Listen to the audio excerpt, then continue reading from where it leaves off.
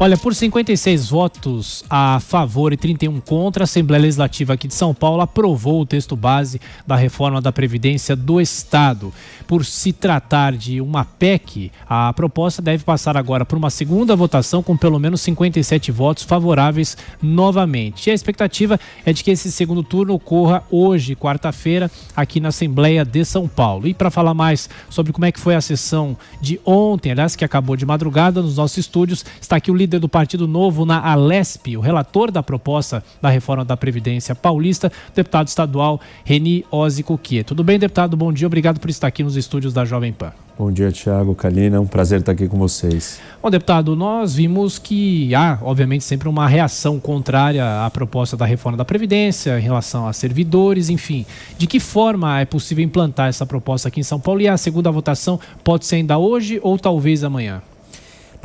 A reforma foi trazida pelo governo em duas frentes. Nós temos uma PEC, que é uma emenda constitucional, e um PLC, que é um projeto de lei. A PEC é a mais complicada porque precisa de um número maior de aprovação, 57. Nós conseguimos essa votação ontem, mas ela é em 2 turnos. Então, votamos o primeiro turno e agora nós temos um tempo de discussão para entrar no segundo turno. A LESP, ela exige que a gente tenha no mínimo 6 horas de discussão antes de entrar em votação. Então, hoje vamos começar a nossa primeira sessão extraordinária, vamos começar a discussão. Se der o tempo, porque não tiver o número de inscritos total, a gente pode até ser menos de 6 horas e aí a gente já vai para a segunda votação. Talvez a gente consiga fazer isso ainda hoje, o segundo turno, se não na primeira sessão extraordinária de amanhã, a gente vota o segundo turno. Aí vai faltar o PLC, que é o projeto de lei, que ele cuida de outros detalhes diferentes da proposta da reforma. E o projeto de lei pode ser que a gente consiga votar ainda na quinta, na última sessão, e terminar essa semana com a reforma entregue. Em linhas gerais, o que essa reforma propõe? Qual que é a estimativa de economia para os cofres públicos? Olha, em quanto tempo? Né? Nós estamos falando um pouco mais de 30 bilhões em 10 anos de economia. Mas o dado mais importante, Thiago, é a gente olhar para as questões básicas de gastos do Estado e o que a Previdência representa nessa história. E isso é que chama atenção. Para quem mora em São Paulo ou qualquer outro estado e olha para esses números, eles são muito chocantes. Só para vocês terem uma ideia, a Previdência ela custa 34 bilhões para o estado de São Paulo. E aí a pasta que se gasta mais dinheiro é educação. E nós gastamos 33 bilhões. Segurança, que nós sabemos que é um problema sério para o estado de São Paulo e para o Brasil, nós gastamos só 11 bilhões. Saúde, 24 bilhões. Então, hoje se gasta mais com a Previdência, que tem apenas 550 mil funcionários públicos aposentados, versus 3 áreas fundamentais que o Estado tem que entregar, saúde, segurança e educação, para 45 milhões de pessoas. Então, não é só uma questão do desequilíbrio fiscal, tem um desequilíbrio de distribuição de recursos aqui, né?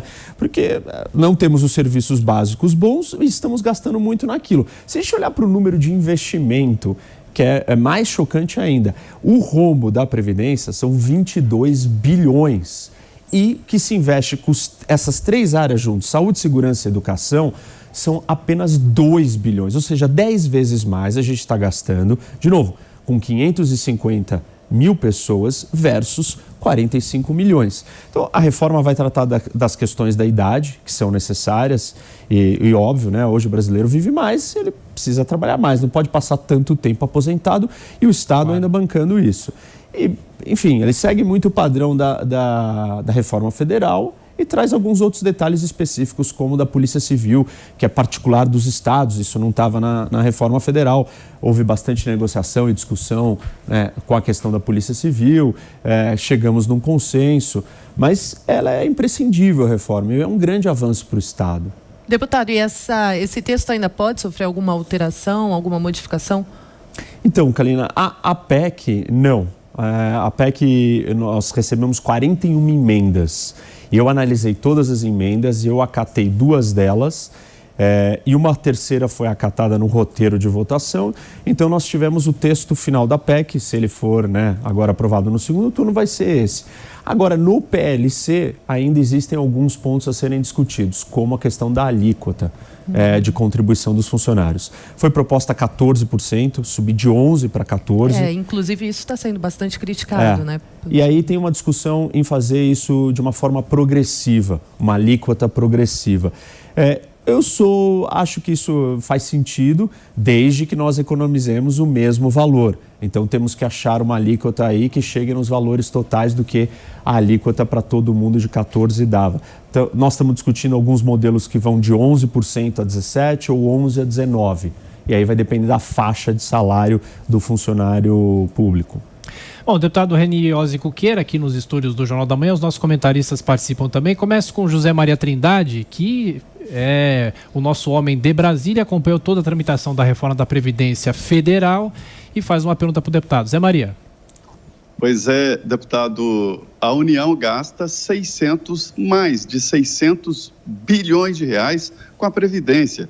E, para se ter uma ideia, a folha de pagamento é acima de 300 bilhões, ou seja, somando a folha de pagamento e a Previdência, de 3 trilhões e 600 bilhões, o governo torra 1 trilhão de reais. Deixar para os estados aprovar a reforma da Previdência foi uma articulação de deputados em decorrência de um proselitismo dos governadores do Nordeste, de esquerda, que faziam um discurso lá na base contra a reforma da Previdência e iam para Brasília defender lá nos ouvidos parlamentares, não, tem que fazer a reforma da Previdência. Os deputados tiraram os estados e os municípios. Uma dificuldade, além da batalha jurídica que São Paulo enfrentou, os outros estados enfrentam a batalha jurídica e a batalha para aprovar a reforma da Previdência. Muitos estados e municípios não conseguirão fazer esta reforma. Deputado, eu fico impressionado porque quando discute a reforma da Previdência nesses moldes, a gente fica com a impressão que existem 2 tipos de cidadãos brasileiros. Os que são funcionários públicos, que têm uma carapaça especial, uma proteção especial, e o cidadão comum. Será que nós veremos no futuro um debate para acabar com essa possibilidade? Ou seja, discutir uma única Previdência para todos? Zé Maria, você colocou algumas coisas importantes aí. Eu acho que uma delas é essa questão do proselitismo e da maneira política como isso foi tratado aqui em São Paulo, por exemplo. É muito curioso que a oposição, aqueles que não querem que a gente faça a reforma, alguns partidos como o PT e o PSOL, eles foram muito duros e usaram todos os recursos, inclusive a judicialização, que é o tapetão máximo, né? Tirar do legislativo e levar para o judiciário para tentar impedir que isso acontecesse. Só que quando você olha os governadores dos estados como Maranhão e Piauí, né, PSOL e PT, eles fizeram a reforma em 1 dia e 9 dias. Porque quando você senta e dá conta da realidade, você lida com a realidade, a postura é outra, a retórica política e toda aquela ideologia e tudo aquilo que é falado não funciona. Então tem muita incoerência nessa discussão, tem muita inconsistência. Isso não é falado, as discussões aqui no plenário, na Assembleia, são colocadas o tempo inteiro do absurdo que é fazer a reforma da Previdência, mas quando os governadores têm que lidar com a realidade disso, nos seus estados, e eles são dos partidos de esquerda, a postura é outra. Então, esse é um ponto interessante para a gente trazer e expor a clareza do que está acontecendo. A questão dessa diferença e desigualdade também faz parte de uma cultura política que nós temos. Ali dentro da Assembleia, nas galerias, elas ficam lotadas de apoiadores e funcionários públicos e eles ficam gritando, quem votar não volta. E é curioso isso, e os deputados ficam receosos, porque grupos organizados de eleitores são sempre os funcionários públicos. Então hoje nós temos uma novidade. Nós do Novo, por exemplo, temos uma outra base eleitoral. Então aquele coro que eu escuto dentro da Assembleia, quem votar não volta, não faz nenhum sentido para mim. Eu falo assim, como assim? O meu eleitor quer exatamente que eu acabe com essa má distribuição de receita, com esses rombos financeiros que atrasam o andamento do Estado e a capacidade de entregar as coisas básicas. Então, tem uma mudança acontecendo. Existem grupos organizados hoje na sociedade brasileira que não são só aqueles tradicionais que a gente está acostumado a ver e que são os representantes, né, que dominam ali os políticos todos, ou que são a base desses políticos.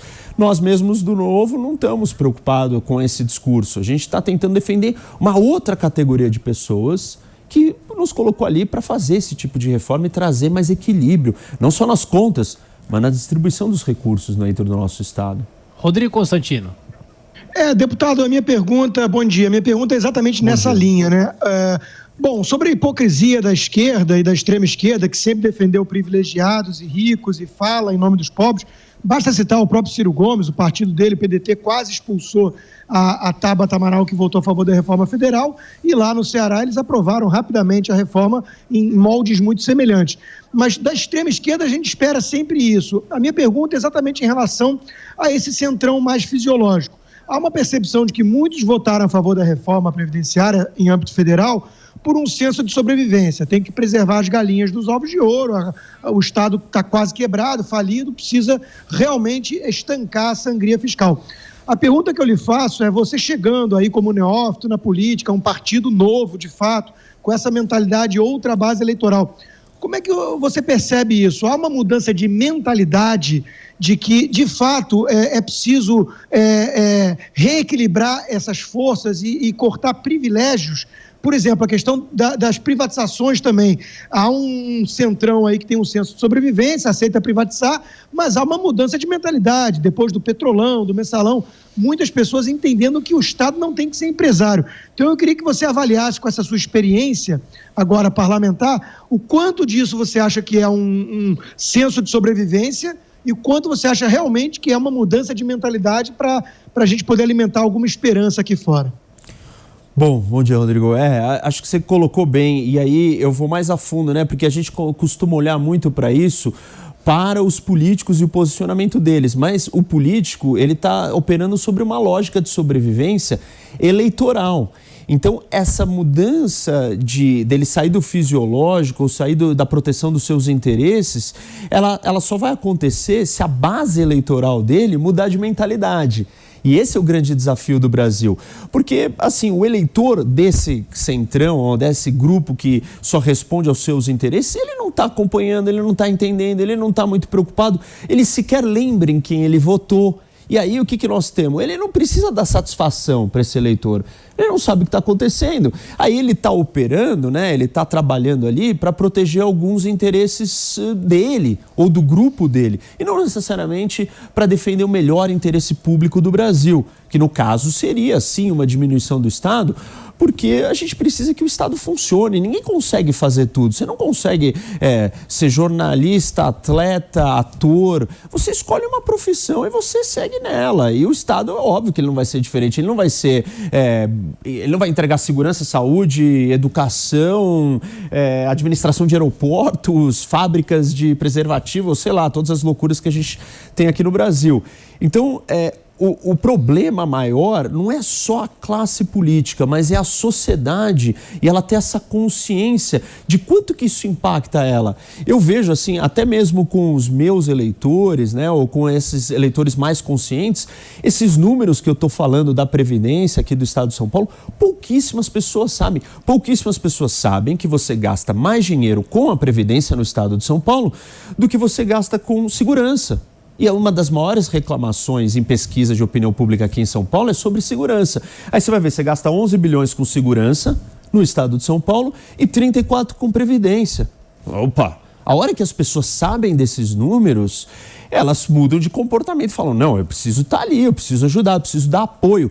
Inclusive um apoio de mobilização, que eu sei que a pessoa que tem a sua vida, está trabalhando, não quer, né, elegeu alguém para cuidar da política para ela. Mas faz a diferença quando você está lá dentro do plenário e tem aquela pressão das galerias, aquele movimento organizado dos que estão protegendo o seu interesse, você ter o apoio do outro lado da sociedade que também quer mudanças. Então, assim, para resumir a história, eu acho que nós temos um processo de conscientização do eleitor, da sociedade brasileira, para a gente mudar esse comportamento que você identificou, que são aqueles que estão ali apenas jogando com a sua sobrevivência política, com o seu ganho de poder, de espaço e mais poder e mais acessos. Nós só vamos mudar isso se eles tiverem que responder a um eleitor que vai cobrar deles.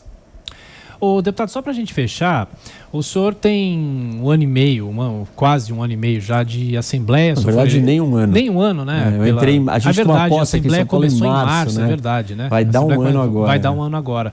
O senhor é um grande especialista em relações internacionais, sempre dava entrevista aqui da Jovem Pan falando sobre os assuntos, o senhor é um acadêmico. E eu pergunto, a experiência de parlamentar, o que mudou, o que o senhor percebeu? É mais fácil do que o senhor imaginava?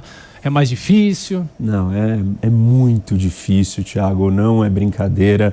Assim, a nossa concepção do que é a democracia é muito rudimentar ainda. Quando a gente fala, democracia, você tem que entender, aqui no estado de São Paulo, nós somos 94 deputados. E nós estamos representando 45 milhões de pessoas. Então, esses 94, cada um representa uma parcela da população e todos vão ali dentro levando essa representação. Então, você tem que achar soluções, compor com muita gente.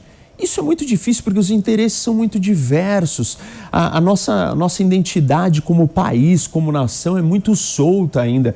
Então não está claro o que é o interesse nacional brasileiro. E aí você fica ali, assim, tentando conectar A com Z. Isso é muito difícil.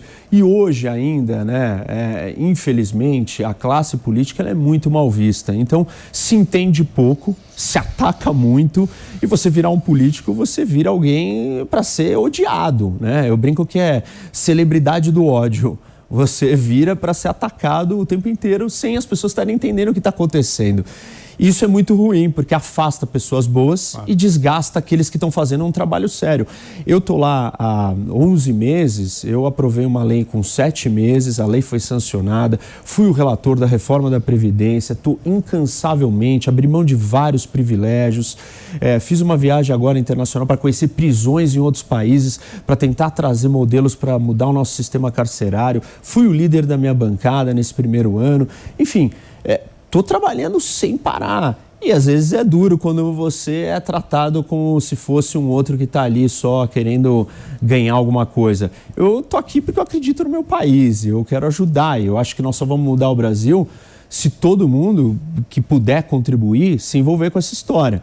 Então, não é fácil, mas eu estou firme ali, estou forte, tem bastante gente que apoia também, que está entendendo, que está se aproximando mais da política e está participando. E isso é essencial para que a gente mude o Brasil. Participação de todos. Ok, deputado Reni Ozicuquer, mais uma vez, obrigado pela visita aos estúdios do Jornal da Manhã. Obrigado, Thiago. Até a obrigado. próxima. Bom dia a todos. Obrigado.